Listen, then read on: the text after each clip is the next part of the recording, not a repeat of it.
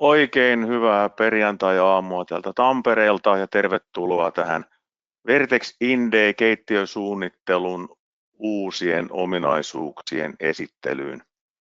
Ja täällä on äänessä Petri Rintaopas ja co-pilottina on Veli-Matti Virolainen. Terve. Ja me käydään läpi näitä ominaisuuksia tässä, mitä ollaan sinne tehty, ja sitten loppukysymyksiin vastaa sitten toi Veli-Matti, ja jos pitää näyttää tuolta sitten ohjelmalla jotain, jos haluatte tarkempaa demoa siitä, niin sitten Veli-Matti näyttää sitten siihen lopuksi. Ja tervetuloa lämpimästi ja lähdetään käymään läpi tätä uutta ominaisuuspakettia version 2026. Eli näähän löytyy täältä meidän kotisivulta, eli nyt tuossa toivottavasti näkyy toi mun ruutu, ja ollaan tässä Vertexin pääkotisivulla, ja sieltä päästään tänne tuotedokumentaation, jossa nämä uutuudet on kerrottu täältä tuki välilehdeltä, ja mennään kohtaan tuotedokumentaatio, josta löytyy meidän kaikkien toimialatuotteiden dokumentaatiosivut, ja täältä sitten löytyy myös tämä Vertex Inde keittiö- ja kalustesuunnittelu, josta sitten löytyy tarkempaa tietoa tuoteominaisuuksista plus sitten se, mitä uutta tänne on vuoden aikana päästy kehittämään. Ja nythän on siis kyseessä yleisessä jaossa oleva ympäristö. Mehän tehdään ympäristöön sovitusta ja räätälöintiä myöskin, josta osa on päässyt nauttimaan. Ja ei muuta kuin mennään tuosta katsomaan, mitä siellä on saatu aikaiseksi. Eli tähän käytettävyyden parantamiseen on käytetty efforttia myöskin viime vuoden aikana, ja toivotaan sillä, että se nopeuttaa sitä suunnittelun kokonaisprosessia, eli menisi vain jouhevammaksi ja sujuvammaksi se suunnittelu ja vältyttäisiin sitten niiltä virheiltä, jotka on tyypillisesti kalliita. Ja meillä on siinä tämmöinen aihealue, missä me ollaan haluttu auttaa asiakkaita, eli että he pystyisivät tekemään tarjouksia, jotka voittaa. Eli tässä kilpailutilanteessa on ollut toiveita aikanaan, että saataisiin siihen tämmöinen muokattava ominaisuus siihen tarjoussisällön kuvaamiseen, eli jos kilpailija tarjoaa kaappeja, mutta ei tiedetä, mitä ne on syönyt vai onko syönyt mitään, ja hinta on edullinen tai kallis asiakkaan mielestä, niin tällä toiminnolla voidaan säätää sitä, mitä siellä ominaisuuksissa tai kaapin varusteissa tai komponenteissa on näkyvissä tai on näkymättömissä. Ja tämä mahdollistaa tosiaan sen oman tyylin, mutta silloin tulee käyttää tarjousformaattina Exceliä.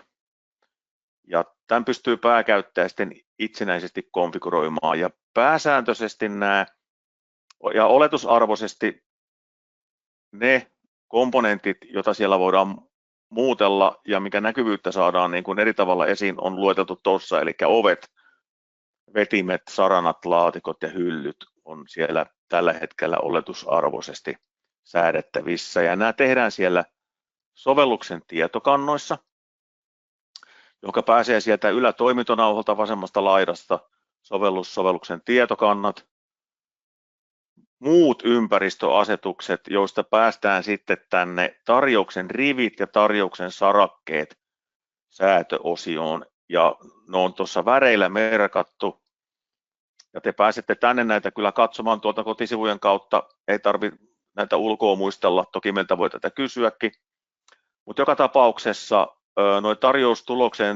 tarjoustulostukseen tulevat rivit voidaan määrätä, että mitä sinne tulee ja mitä sinne ei tule. Ja tarjoustulostetta voidaan myös ohjata, joka näkyy tuossa sinisellä värillä, eli noita tarjouksen rivien otsikoita tässä otsikkosarakkeessa ja tuolta riveiltä niin voi muuttaa haluamakseen.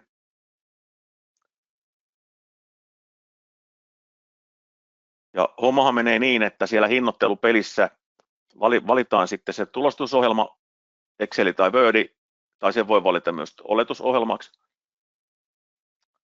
Ja sen jälkeen, kun sitä lähdetään ottaa sitä tulostetta, niin sehän vaatii sitten tietenkin, jos se oletus, mikä siellä on, ei käy, eli halutaan säätää, niin me ollaan tehty tähän nyt sitten 3 esimerkkiä, eli tapaus, missä näitä laatikoita ja hyllyjä ei ole eritelty sinne tulosteeseen, eli ne on merkattu tuossa vihreällä, siellä on tuonne .ei-sana on tuon komponentin perässä, joka tarkoittaa sitä, että se ei tule sinne eriteltynä, eli nyt keltaisella olevat rivit on sitten näitä summarivejä, eli se erittelee sinne ovet erikseen ja saranat ja vetimet, ne näkyy tuossa keltaisella tuossa oikeassa laidassa.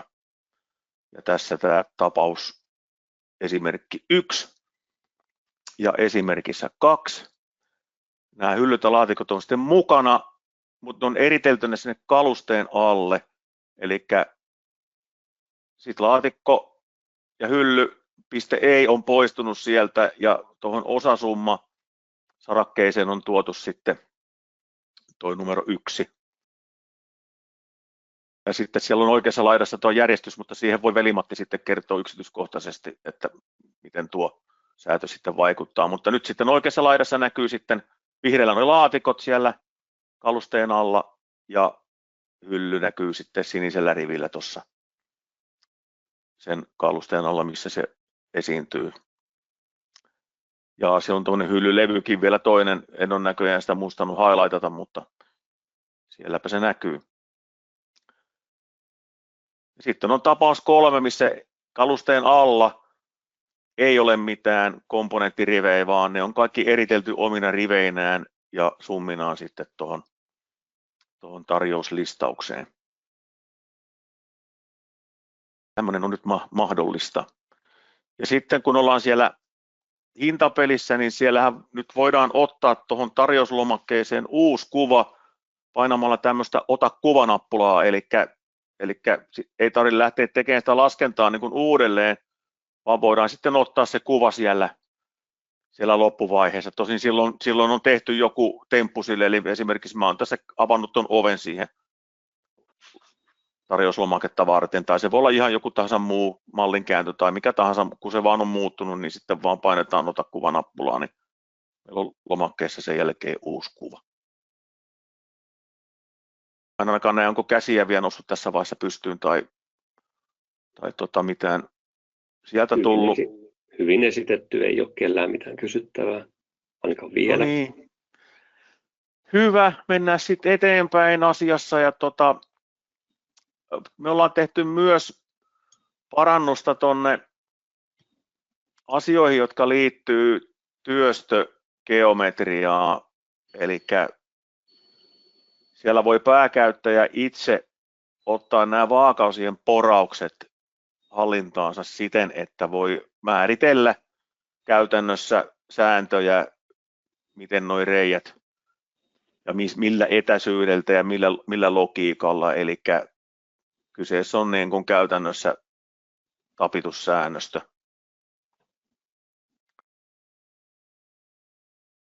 Näin niin kuin puuseppäkielellä. Eli me ollaan lisätty sinne sitten myöskin tämmöisiä eri kasaustyyppejä tai kasaustapoja ja kasausheloja. Eli oikeasti näkyy sitten tässä seuraavassa kuvassa, eli siellä on uudessa versiossa oikeastaan nämä 2 ensimmäistä on olleet jo siellä, eli kun käytetään kasauksessa noita poratappeja pelkästään ja sen lisäksi tämä ruuvikasaus, eli tulee poratappien lisäksi ruuvit, eli ruuvikiinnitys. Että tässä on vaihtelevaa käytäntöä tuolla kentällä tässä, mutta nämä molemmat voidaan sinne nyt valita ja niiden mukana tulee noiden tapitussääntöjen perusteella sinne tulee poraukset sivulevyihin oikeaan paikkaan ja silloin nuo osat kohtaa toisensa ihan nätisti. Tosin me pystytään myös tekemään niin, että jos on jotain omia tapitussäännöstöjä on, niin nehän voidaan tuonne tuonne sitten sovittamalla laittaa tuonne ohjelmaan, että näissä on hirveästi poikkeamaa yrityskohtaisesti. Sitten sieltä löytyy uusina tämmöinen Minifix, kasaus ja Cabineo. Että nämä on tämmöisiä kulttuuriasioita ja makuasioita, mutta meillä on kykyä sinne niin kuin lisätä muutakin kuin näitä, mutta me ollaan nyt tässä vaiheessa laitettu nuo sinne kaikkien iloksi.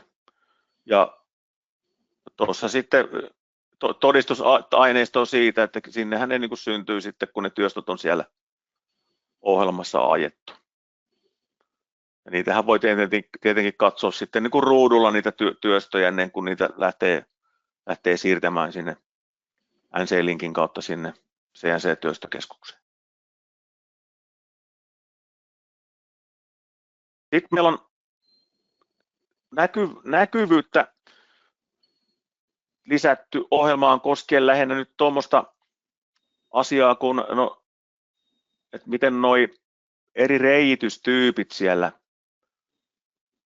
valitut reitystyypit näkyy, eli uudessa versiossa, jos tämmöisiä ovettomia esityksiä haluaa näyttää, niin se valittu reitystyyppi, on se sitten tuo sarjaporaus tai sitten osaporaus, niin ne näkyy tuolla kaappien sisässä.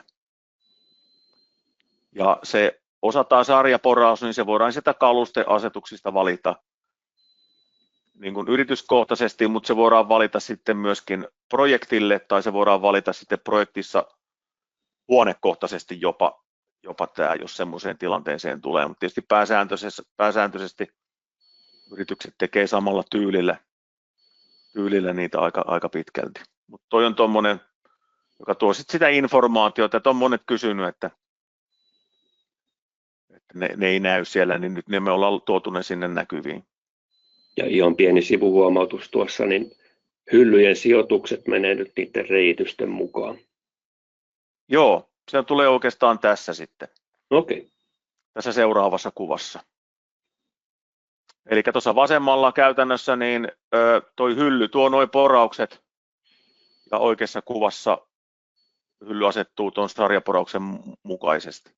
Eli kun siellä kalustetta muokataan, niin tämä valittu tapa sitten heijastuu tietenkin sinne, niin kuin se oikeastikin on.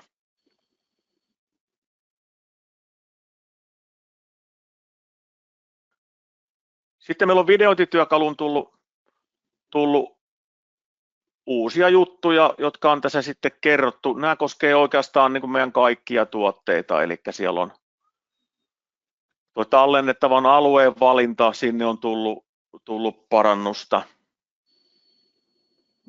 Suurennetaan taas vähän tuosta. Eli lisää mahdollisuuksia. Tämä on ollut hauska huomata, että tosi moni käyttää videointityökalua ja se on todella hyvä konsti silloin, kun sattuu jotain outoa, mistä pitää tehdä tiketti meille tai sitten haluaa jonkun ehdottaa jotain parannusta, niin toi video on niin kuin hyvä, plus sitten aina se mallin pakkaaminen. Et video ja pakattu malli ja tarina siitä, mitä tapahtuu, niin sen tiketin kautta siellä meidän Vertex Help Centerissä, niin se ui se työ suoraan sinne meidän sovelluskehitykseen. Ja eteneminen nähdään meidän päässä reaaliaikaisena, mutta myös asiakkaan päässä reaaliaikaisena. Tämä videointityökalu on kyllä hyvä tapa. Se korvaa niin monta sanaa. Joo, sitten siellä on näitä muita ominaisuuksia, joita tässä on lueteltu. Te voitte näitä käydä katsomassa sitten. Ominaisuus on ollut olemassa, mutta siellä on tullut lisää näitä featureita tänne sitten, niin täältäpä ne löytyy sitten. Tuossa on tuo suora linkki tänne mitä uutta, mutta meiltä tulee tästä vielä kyllä sitten tämän webinaarin nauhoite ja se menee tuonne meidän YouTube-kanavalle, niin sieltä myöskin pääsee tänne käsiksi. Ja aina voi tässä allekirjoittaneihin ottaa yhteyttä, että jos on jotain sydämellä. Oliko siellä tässä kohtaa kysymyksiä noussut? Ei ole vielä. No niin. Mä oikeastaan tässä vaiheessa kiitän ja jätän ruorin tuolle Veli-Matille ja miettikää ihan rauhassa siellä, niin Veli-Matti vastaa sitten kysymyksiin ja jos tulee siihen semmoisia, että ei pystytä tässä vastaan, niin vastataan siihen kyllä sitten mahdollisimman pian kaikille webinaarin osallistujille. Oikein hyvää päivänjatkoa ja see you. Kiitos. Tosiaan, jos siellä tulee kysymyksiä, niin voi nostaa kättä tai kirjoittaa sinne kysymys chattiin. Ja tosiaan, jos nyt ei ole mitään mielen päällä, niin tosiaan voi laittaa vaikka meidän helpparin kautta kysymyksiä, niin palataan siellä sitten. No niin, näyttää siltä, että väki lähtee jatkamaan päivän hommia ja kysymyksiä ei ole vielä tullut, niin tehdään niin, että jatketaan siellä helpparin kautta, jos jotain jäi mieleen, jotain kysyttävää, niin palataan siellä siis. Kiitoksia minunkin puolesta ja mukavaa päivän jatkoa. Moi moi!